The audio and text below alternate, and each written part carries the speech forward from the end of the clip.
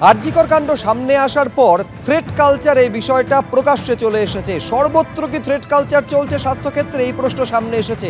তারই মধ্যে এবার স্টুডিও পাড়াতেও কি থ্রেট কালচার, এই প্রশ্ন সামনে আসছে। তার কারণ একজন হেয়ার ড্রেসার তিনি নিজের গায়ে কেরোসিন ঢেলে আত্মহত্যার চেষ্টা করেছেন বলে অভিযোগ সামনে এসেছে। मेरा सफेद तुरंत खुले, भरपूर झाग दे और इसकी स्मार्ट साइंस दे स्मार्ट केयर और फ्रेशनेस। मेरी चॉइस मेरा सफेद। তিনি সিলেকশনের পরিবর্তে ইলেকশন চাওয়াতেই তাকে হুমকির মুখে পড়তে হয় বলে অভিযোগ সামনে এসেছে। একের পর এক কাজ হাতছাড়া হওয়ায় আত্মহত্যার চেষ্টা বলে অভিযোগ। দেনায় জর্জরিত হয়ে গায়ে আগুন দিয়ে আত্মহত্যার চেষ্টা করেন হেয়ার ড্রেসার, এমনটা দাবি করা হয় পরিবারের তরফে। গিল্ডের 11 জনের বিরুদ্ধে হরিদেবপুর থানায় অভিযোগ দায়ের হয়। মুখ্যমন্ত্রীর নির্দেশের পরেও টলিপাড়ায় কাজে বৈষম্য অব্যাহত।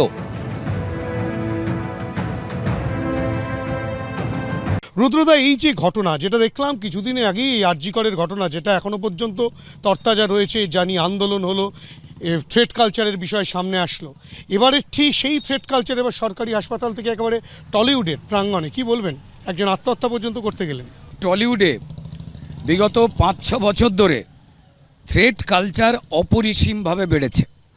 আমাদের হেয়ার ড্রেসার দিদি, যিনি দীর্ঘদিন ধরে কাজ না পেয়ে শেষকালে অগ্নিদগ্ধ হয়ে আত্মহননের পথ বেছে নিয়েছিলেন কালকে, আমরা যখন এতক্ষণ ধরে দাঁড়িয়ে কথা বলছি, এই মুহূর্ত অবধি কাল রাত্রির থেকে তার পরিবার, তার মেয়ে হরিদেবপুর থানা, রিজেন্ট পার্ক থানা দৌড়াদৌড়ি করে বেড়াচ্ছে। পুলিশ পরিকল্পিতভাবে তাকে হেনস্থা করছে এবং তার এফআইআর নেওয়া হয়নি। টলিউডেও কিন্তু তেমন মাথায় রেখে দেবেন, একজন সন্দীপ ঘোষ রয়েছে, তাদেরই নির্দেশে কোনো যোগ্য টেকনিশিয়ান তিনি কাজ পান না। পরিচালকরা তাদের যে টেকনিশিয়ানের নাম দেন সেই নাম চলে যায় হচ্ছে ফেডারেশনের কাছে। এই টেকনিশিয়ান গিল্ডের যে মাথা, সেইখানেই সন্দীপ ঘোষেদের মতো লোকেরা বসে আছে। যেমন আরজিকরে মমতা বন্দ্যোপাধ্যায়ের আশীর্বাদে বসেছিল, তেমনি টলিউডি সন্দীপ ঘোষদের বিরুদ্ধে ঠিক আরজিকরের মতো বিভিন্ন রকম অভিযোগ থাকা সত্ত্বেও সম্মানীয় মুখ্যমন্ত্রী মমতা বন্দ্যোপাধ্যায় এই টলিউডের হাজার ক্ষতির পরেও তাদেরকে সরান না। এই সন্দীপ ঘোষেরা এই টলিউডের, তারা ঠিক করে দেয় তাদের পক্ষে যারা অন্যায় দেখেও চুপ থাকেন বা তাদের মন জুগিয়ে চলেন, মাসে মাসে কে কতগুলো কাজ করবে পরিচালক চাইলেও তাদের কাজ না দিয়ে এই যে তালিবানি যে সিন্ডিকেট চলে টলিউডের সন্দীপ ঘোষেরা চালায়, তাদের বেশি করে কাজ পাওয়ানো হয়।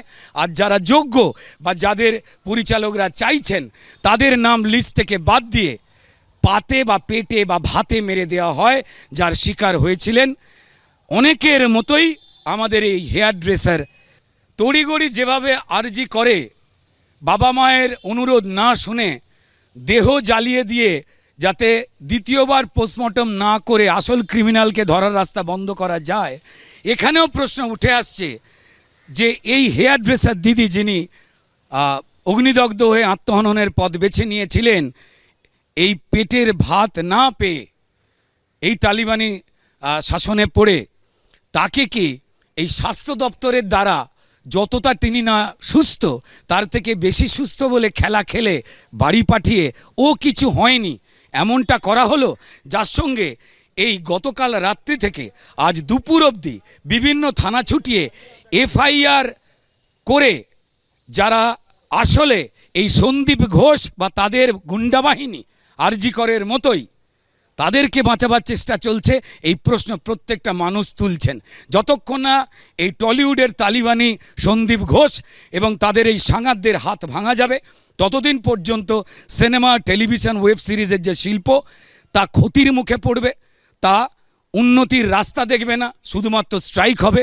আর অপছন্দের লোকেরা তারা কাজ হারাবে, হয় প্রাণে বা পেটে, খেতে না পেয়ে আত্মহননের পথ বেছে নেবে।